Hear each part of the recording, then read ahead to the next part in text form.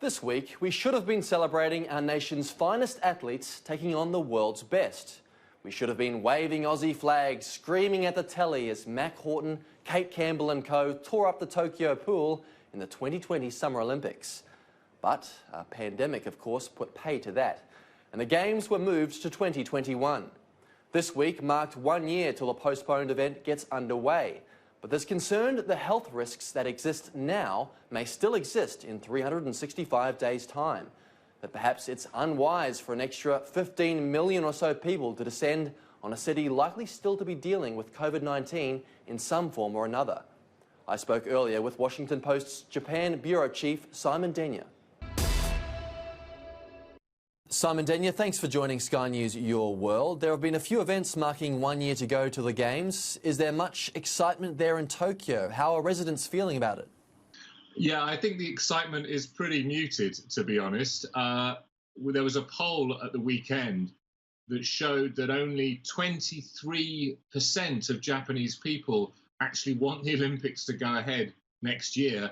Some people think it should be postponed again. Some people think it should be cancelled entirely. There's just so much still going on with the coronavirus. And the Olympics, they feel, is a distraction. Many people feel is a distraction and an expensive distraction. So enthusiasm, not quite yet. Now, there is a high likelihood the world will still be dealing with COVID-19 in some form in a year's time. So what have the Games organisers and Japanese authorities been doing to prepare for multiple scenarios? Yeah, I mean, they're doing a lot of planning behind the scenes. They're keeping their cards fairly close to their chest. But what they are saying is they're planning for a variety of different scenarios. One might be to have fewer spectators. Another might be to give tests to all the spectators to make sure everybody is tested for COVID before they enter a stadium.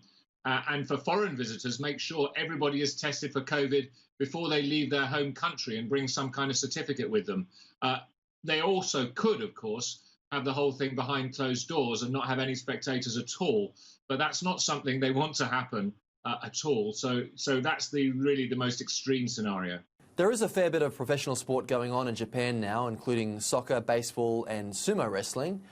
Is that giving authorities a bit of confidence that they can handle the much grander event that is the Olympics? Yeah, I mean, it's actually an interesting experiment. The soccer's happening with 5,000 people in a stadium. The baseball's happening with similar numbers. Sumo, we saw 2,500 people in the sumo stadium, sitting, distanced from each other. Everybody wearing masks. So sport is going ahead with some spectators, but we're seeing the COVID numbers rising now again in Tokyo. So soccer, for example, had been planning to let more people in next month to allow the stadiums to be half full. Now it's had to put that plan on hold now because of the rising COVID numbers. So yes, we are seeing people coming back, but we're still a long way from normal life here. Now, Japanese leaders were initially criticised for their response to the pandemic and taking so long to decide on postponing the Games. What does the handling of the Tokyo Olympics tell us about the way Japan has handled the COVID crisis? Well, yeah, I think you're right there that there was slow decision making.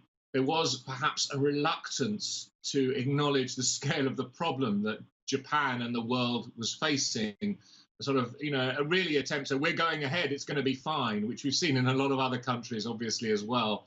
And then they had to wake up to the reality. Japan hasn't done too badly in terms of handling the virus. It's got far fewer deaths than the West, than the United States or Europe.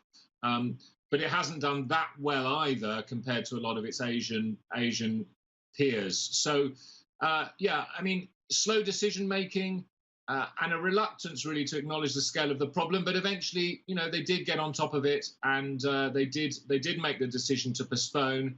They are spending more money. They have got the venues all secured for next year, so they are making their best effort to push this thing ahead. Washington Post Japan Bureau Chief Simon Denyer, thanks for joining Sky News Your World. Thanks very much.